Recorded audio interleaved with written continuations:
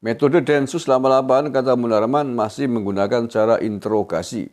Saat itu dia mengaku dalam keadaan kaki dirantai, tangan diborgol hingga mata ditutup.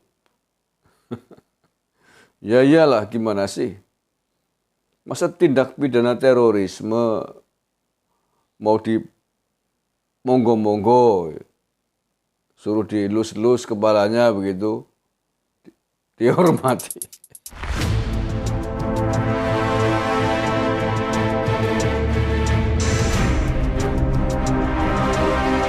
Assalamualaikum warahmatullahi wabarakatuh. Salam Nusantara, salam sejahtera untuk kita semuanya. Salam Om Swastiastu, Namo Buddhaya, salam kebajikan, rahayu. Saudara-saudaraku sebangsa setanah air yang saya cintai, saya banggakan, ada pengakuan yang menarik dari terdakwa tindak pidana terorisme Munarboy Al-Sandali terkait dengan momen penangkapannya oleh Densus 88 beberapa bulan yang lalu. Munarman mengatakan bahwa ia diperlakukan dengan cukup kejam menurutnya, diinjak kakinya dan lain sebagainya. Saya baca beritanya ini ya, tulis oleh suara.com. Munarman kritik Densus 88, .2, tangan saya diborgol hingga mata ditutup saat ditangkap. Ex-Sekretaris Umum FPI Munarman menjalani pemeriksaan sebagai terdakwa dalam sidang lanjutan kasus dugaan tindak pidana terorisme pada hari Rabu 16 Februari 2022. Dalam sidang yang berlangsung di Pengadilan Negeri Jakarta Timur, Munarman mengkritik cara Detasmen Khusus 88 anti teror saat melakukan penangkapan terhadap dirinya. Mula-mula Munarman bercerita soal penyitaan barang-barang yang ada di kediamannya, mulai dari buku hingga dokumen.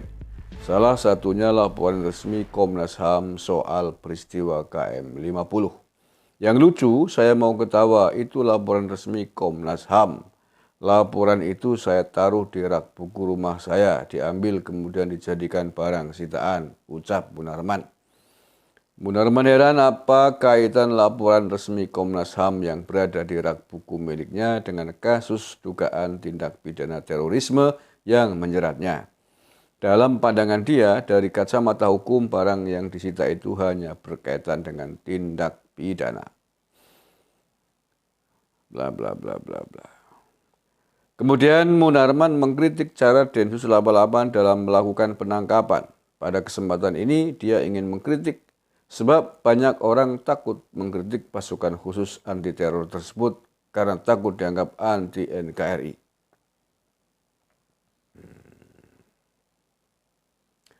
Metode Densus 88, kata Munarman, masih menggunakan cara interogasi.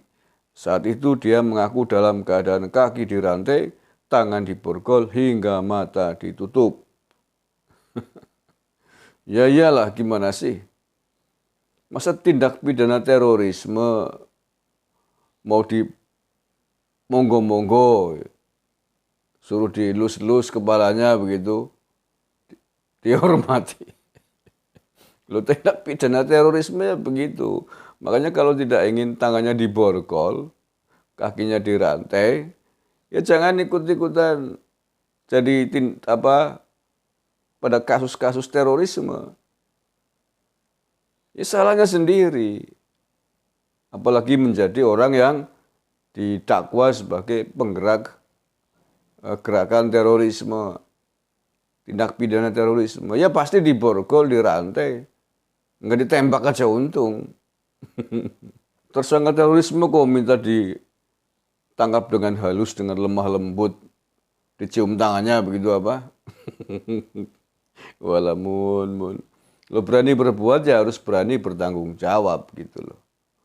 Makanya kalau ingin diperlakukan dengan baik ya gak usah menjadi provokator, apalagi provokasi pada gerakan-gerakan yang terlibat dengan jaringan terorisme. Tahu kamu berat banget loh Munarboy. Ancaman yang bisa menjerat Anda adalah hukuman mati. Saya sepakat. Sekali lagi saya sepakat kalau Munarboy dijatuhi hukuman mati atas dugaan dakwaan yang disampaikan oleh jaksa. Dia memang menjadi penggerak aksi terorisme, bahkan disangka terlibat dengan jaringan terorisme internasional gitu. Dengan FPI-nya itu. Aneh kamu. Sangkaan tindak pidana terorisme begitu berat kok. Tidak bisa memahami protes kalau diborgol tangannya, gimana?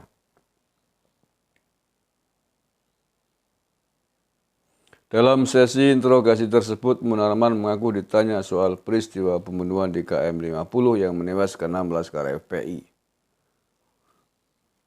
Ya, wong kamu sekum FPI ya pasti ditanya. Masa mau ditanya tentang bagaimana caranya melemparkan gelas teh kan? Cara menyiratkan air teh gitu. Kayak itu ya. Berita singkat ya. Jadi keberatan Munarman telah diperlakukan, telah diborgol tangannya, dirantai kakinya, diinterogasi. Aneh, ini orang udah mulai oklak kayaknya pikirannya kayak bocah. Densus 88, pasukan khusus, detasemen khusus anti teror. Masa menangkap orang harus dipopong, digendong gitu, dimonggo-monggo, dirangkul gitu. Kula nuwun gitu. Pripun Mas Munarboy, kabaripun saya gitu. Halo, Pak Munarman, apa kabar? Sehat nggih? Mari kami dari Densus 88 badhe menangkap panjenengan ya. Mohon maaf nuwun sewu nggih, monggo mriki tangane kula gandeng. Masa pasukan Densus 88 nangkap tersangka teroris, orang yang disangka diduga terlibat jaringan terorisme harus dengan cara yang sopan, santun, lemah lembut, lemah gemulai. Sambil kendak sekutune kok. Orang terlibat dengan begitu banyak baiat ISIS kok minta diperlakukan lemah lembut. Nah, kedong Densus saya bisa tak keket kemien. Tegak belum blumbang rampung urus-urusannya. Ngeres-ngeresi nambah pegawaian. Gawe kisruh, gawe gendera, mon. Ya kalau ingin diperlakukan dengan sopan santun, dengan lemah lembut, dengan hormat, ya jangan menjadi ormas yang mengorganisir, jangan menjadi orang yang menggerakkan kelompok-kelompok terlibat terorisme. Gimana sih kamu? Aduh, berat ke wong. Ngel urus-urusannya, ngel omong-omongannya. Dah, lanjutkan sidang pengadilan terkait Munarboy ini. Sekali lagi saya sepakat. Seandainya terbukti semua apa yang disangkakan oleh jaksa penuntut ini, hukuman mati bagi Munarman adalah yang paling tepat. Setelah itu sisir anak buahnya Munarman, mulai dari tingkat pusat, wilayah, kabupaten yang terlibat dengan apa yang dilakukan oleh Munarman, hukum mati juga kalau perlu itu. Minimal seumur hidup gitulah ya. Biar kapok ya. Terima kasih, kurang lebihnya mohon maaf. Wallahul muwaffiq ila aqwamit thoriq. Assalamualaikum warahmatullahi wabarakatuh. NKRI harga mati.